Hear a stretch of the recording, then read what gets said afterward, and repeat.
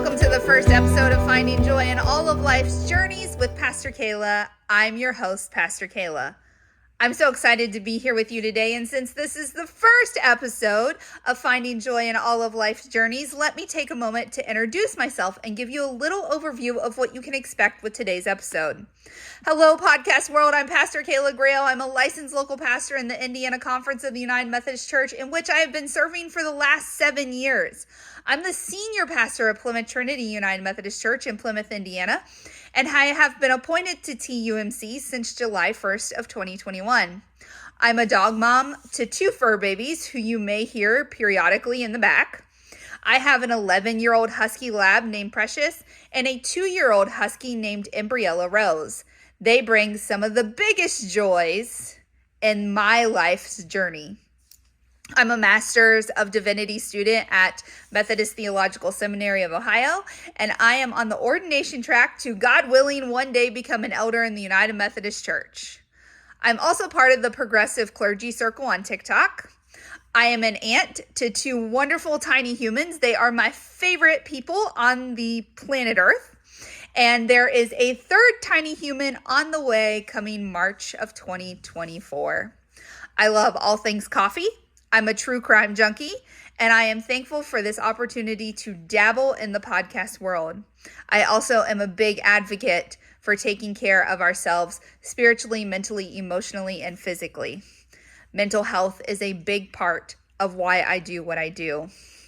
For those listening to this episode, it is in full transparency being created for my PT 500 class at MTSL, and today we are talking about place evoking vocation, talking about the places we dwell in, how these places shape the way we live and serve in the community. The layout for today's episode will be my perspective of the places that I have been called to serve and live, and then we will move forward and hear from some guests who will also talk about the place that I physically live in. So let's dive in. As I have thought through this assignment and the purpose of it, 3 main places have come to mind. The physical place where I live, Plymouth, Indiana, which lies in Marshall County in the northern part of the state of Indiana, which is in the Midwest of the United States of America. Indiana is one of the most northern southern states. So we have a lot of Southern culture in our little state. The church, which is really 2 places, the church meaning the local church where I'm currently appointed, Plymouth Trinity United Methodist Church, but also the larger church as a whole, the larger United Methodist Church as well. And the 3rd place I have identified as a place I have been called to is the digital place of TikTok. For my solo part here, I will not be spending a lot of time, full transparency, on the physical place in Marshall County and Plymouth, because those I have interviewed later in the episode. We will spend a lot of time diving into Plymouth and Marshall County and even Trinity United Methodist Church. So let's quickly talk about the church and TikTok. As I've already said, my role in the places I live and dwell in is pastor. But my identity is not only that as pastor. Even though there are times when as clergy, it can consume us a bit. And if we're not good at practicing really good self-care and being mindful, we may never take the collar off per se. But my main identity in the places and spaces I live and serve is clergy. And with that comes a lot of hats to being worn. There comes the hat of a leader, a counselor, advisor, mentor, friend, boss, board member of community organizations, and so much more. And these are intersectional. I'm never not just wearing one hat or title. Yes, I sit on the board of the Marshall County Neighborhood Center as a board member, but I'm also the pastoral liaison for the center. And there are crossovers and intersections at every point, and that's what makes it a wonderful and crazy and stressful and beautiful and chaotic life all at the same time.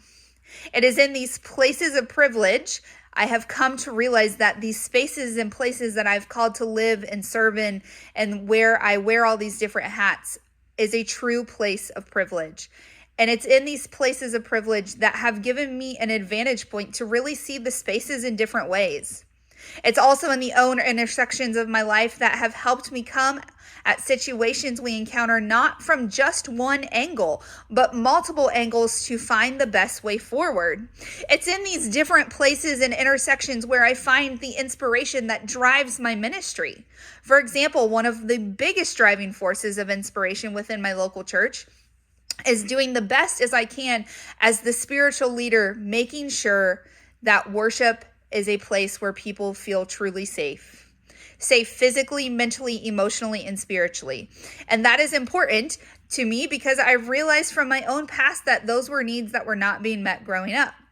It's also knowing that which has created within me a deep passion to make sure people feel safe coming into Plymouth Trinity United Methodist Church and into the United Methodist Church as a whole. In my intro, I quickly mentioned that I'm part of the Progressive Clergy Circle on TikTok. And TikTok, I have come to realize, is one of the places and spaces I've been called to. Now, I will admit, I was adamant in the fall of 2019 that over my dead body would I be downloading TikTok because I needed no other time-wasting app on my phone. And then 2020 hit. And not only did we all have a lot of time to waste, I quickly realized that if I wanted to stay connected to the youth of my congregation that I was serving at the time, I had to be on TikTok. And since downloading it in 2020, God has really taken it and formed a whole digital ministry that if it were not for TikTok in that space, I would not be reaching many of those who follow me, which, not bragging, but the last I checked, it was over 2,000 followers. My ministry on TikTok, much like my physical ministry, revolves around creating a brave and safe space where people feel loved, cared for, seen, and valued for who they are. And I have found that many who I interact with have a lot of church hurt and church trauma, and they did not experience that kind of care in the physical church. So while they may never step through the foot of the doors of a church again, they will watch a silly video where some random pastor dancing around her office is telling them to practice good self-care by drinking water and have you taking your meds. And when's the last time you took a scrolling break and got some sunshine? And to remember that no matter what, God has created them as whole, worthy individuals and that they are deeply loved and cared for not only by God, but by the entire progressive clergy squad on TikTok. We make it our mission to make sure whether it is the LGBTQIA community, the trans community, the BIPOC community, those who have deconstructed their faith and people from all walks of life are hearing the same message, that they matter, they are important, and someone does care for them. And it is in those intersections of being in the digital space and in the physical space that there has been so much beauty, so much joy, pain, but overall, the grace and love of Christ still reigns supreme. And it's those intersections and more that I have been discussing with today's guest. So without further ado, let's meet our first guest, Barb Holcomb. Well, welcome. This is a interview for my Place Evoking Vocation project for my PT 500 class at MTSO fall semester 2023. And I would like to thank you for coming and being with me. Barb, can you introduce yourself, give us your name, give us your background, and tell me a little bit about yourself? Sure. My name is Barb Holcomb. I was born and raised in Plymouth, Indiana. And my home church is Plymouth Trinity. I was born into this church, and my grandparents attended here. My aunts and uncles attended this church. So I've attended this church since I was a newborn. I was raised and graduated from Plymouth High School. And following high school, I went to college, and my college career brought me into the medical technology profession. So I was in healthcare. So healthcare was one of my passions because I felt like I wanted to help people. Mm-hmm. So I was a medical technologist by trade and worked in medical technology. And for about 12 years or 15 years, I was out of the community, living either in another community, or when I got married, I was in Tennessee. So so lived in Tennessee, but we moved back in 1988, and still this is my home church and still part of this community. Well, thank you so much for being here. Barb, I've been here for 3 years, and it's been a wonderful to get to know you, and I love that you're passionate about your community. As you said, you've lived here for most of your life, so tell me about Plymouth and how you've seen it change and grow over the years. Sure. Well, I was raised on a farm, so when I was younger and growing up in my elementary and junior high and high school years, this community was a rural community. We were a farming community. There were lots of small farms. I was in 4-H, as with all my friends were in 4-H, and we raised cattle and we raised corn, and it was a farming community. And so it has evolved into that there's not any small farms anymore. It's all corporate farms now. So I know that we were experienced when I was younger to the migrant communities. I remember having transients coming in in the summertime on big trucks, and they would work the fields. I loved that because they were just right down the street from me. They had pickles one year, or they had tomatoes another year, and you'd go down there and you can enjoy the pickles or the tomatoes. But so we were exposed to a migrant community, which is a transient. They would be here for a summer, and then they would be gone. I see that Plymouth has changed in that it is becoming more industrial, and small industries and businesses. So there's lots of blue collar jobs now. Like I said, the small farm has gone away. There are a few, but not many. And so I would classify Plymouth as going from rural to small town. Yeah, that's something that I have struggled to define in my short 2.5, 3 years here, is what truly are we, because we feel rural, but we're not really. Yeah. As much as I'd like for the town to grow, it's not growing very fast. It's growing slowly, but it has evolved into more blue collar and white collar jobs here in Plymouth. So something that I've noticed just even within the last couple years is that our Hispanic population has been on the rise. So it has been, and according to Mission Insight, we have about a 20 to 25% Hispanic population, but I think that is misleading. I think we really have more, and I don't know whether it's because of the not documented or, but I feel it a little bit more than 20 to 25% Hispanic. So I really think there's a huge Hispanic population here that need to be met there. It's kind of strange when you think about Plymouth, but I've had a couple conversations with people about why has that population been rising, and we have taken in a lot of refugees. And the thought is, we are 2 hours from Indianapolis. We're like, an hour and 45 from Chicago. And so somehow they've landed here. Yeah. And now it's up to us as the church to try and help meet their needs. Right. As a community. Right. Yes, right. For sure. Barb, one of the things that I've come to know and love about you is that you have a heart to serve people, serve your church, serve your community.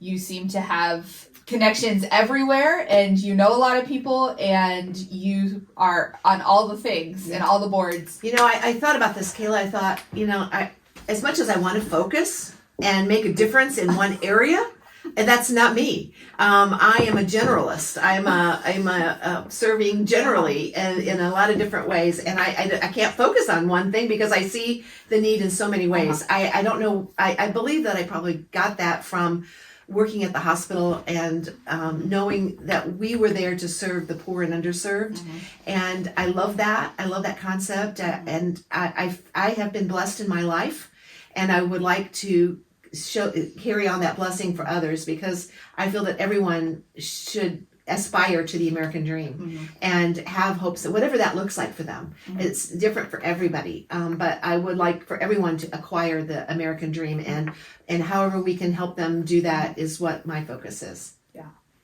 So you do have that heart for social justice. You have that heart to be the hands and feet of Christ in our community.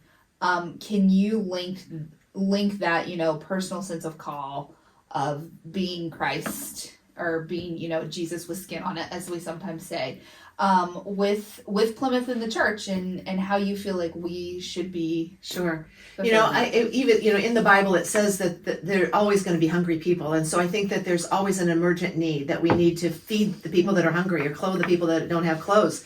I think that's important, but I think that also as a church we need to work with other agencies in the community to help people to gain the skills that they need, to get the resources that they need in order to grow and to strive and to thrive in this community. And so that's my passion, is to not just to hand out, but to give them a leg up and help them to acquire what they would like, what they need. And we were talking about earlier, sometimes you just got to feed them. If you're hungry, you're not going to be able to focus on how can I better my life. Absolutely. But then there's But you don't just stop at feeding. Right. You want to be able to teach them how to fish. Yes. We were talking about the Hispanic population, and as you know, you had said something about connecting all of our resources together in all of our communities. And as you know, I sit on the Marshall County Neighborhood Board as the pastoral liaison. For those who don't know, the Marshall County Neighborhood Center is it's got a food pantry, clothing closet. It helps with rent and utilities and all the things. Mm-hmm.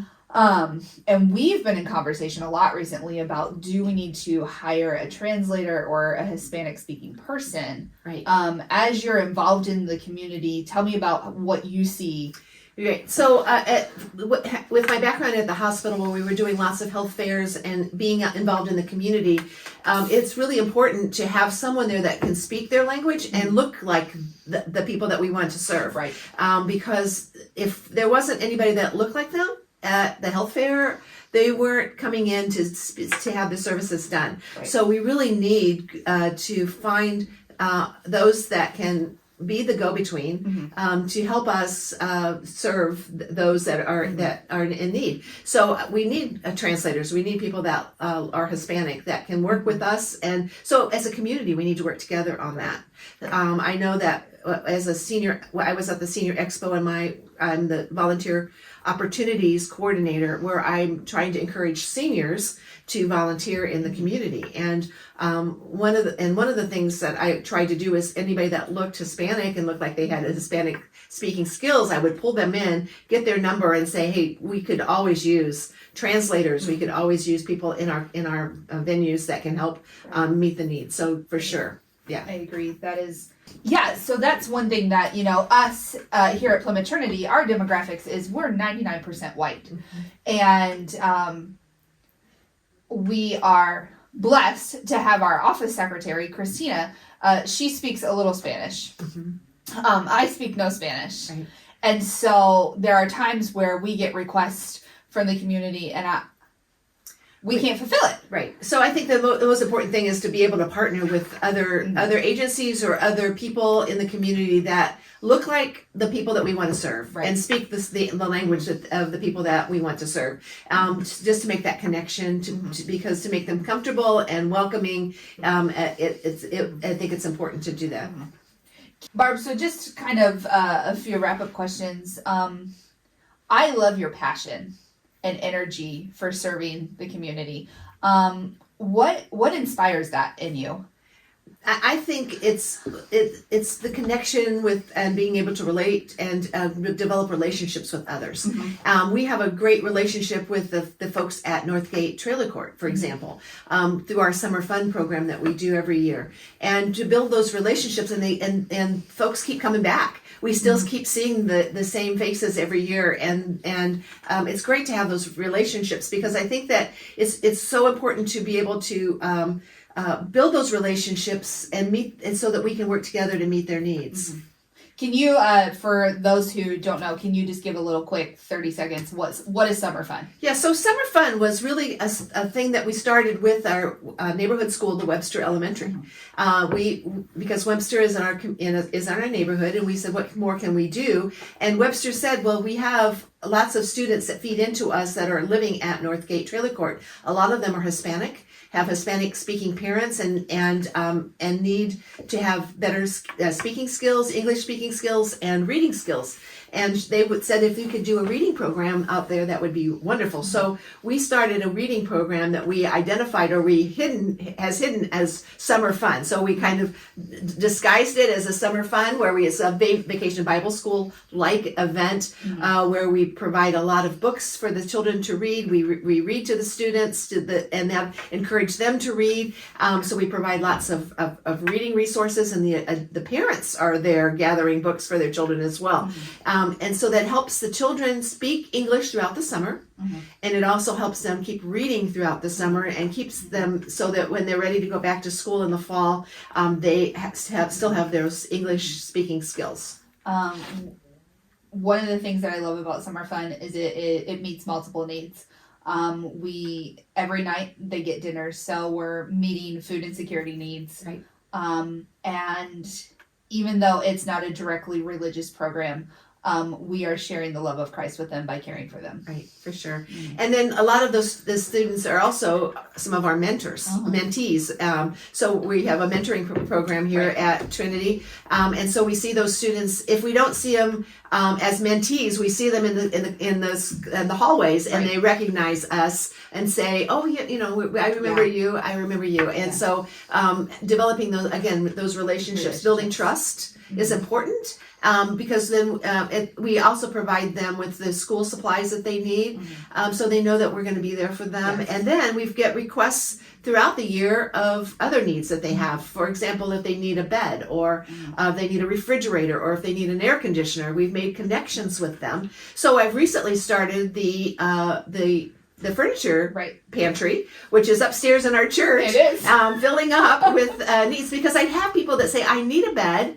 And then I'd have somebody else to say, "Well, I have a bed to give away." Right. And to make those connections, and to try to make those connections. And so we've started our furniture pantry so that we can meet the needs in the community. So those that have succeeded in our purchasing a house or renting a new house, are able to get out of the motels, for example. Yes. We have a huge motel problem in Marshall County, where we have the motels are filled with people that need low income housing, but yet it's also a really drug infested area. And it's not a safe environment. So the more we can get them out of the motels, the better we'll be. And if we've got furniture for them to use, or household supplies, dishes, or blankets and pillows, those are things that we can help them get started. So those are some of my passions too. Wonderful.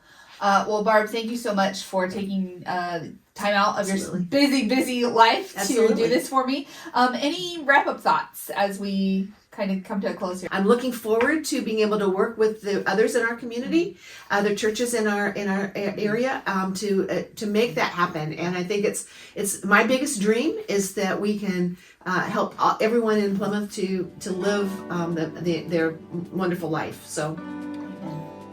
Thank you so much, Barb.